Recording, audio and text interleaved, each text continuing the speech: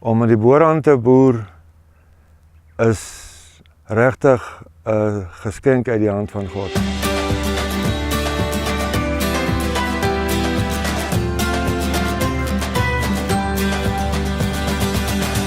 Good morning.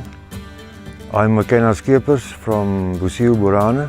The purpose of our boron is to have quite a wide variety of genetics. We've bought all over the country and I think we've got enough to work with.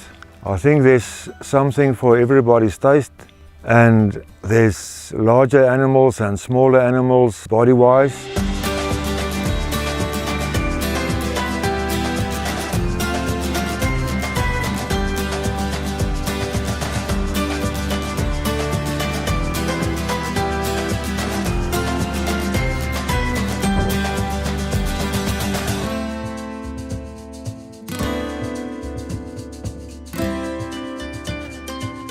I want to invite the commercial breeder and the stud breeder. I want to suggest that you make it a family thing. The ladies can go to Clarence and the men can attend the sale. If you just want to visit us, it's the most beautiful part of the country. You can just come here and enjoy our hospitality.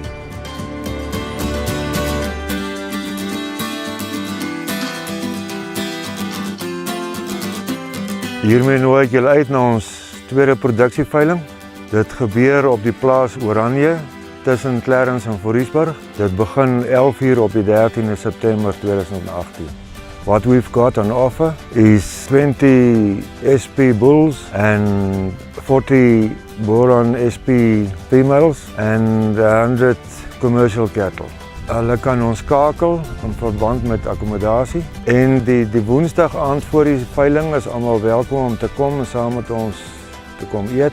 Daar sal kos wees van Woensdag af die hele Donderdag met die veiling. So julle is baie welkom om te kom bywoon. Dankie.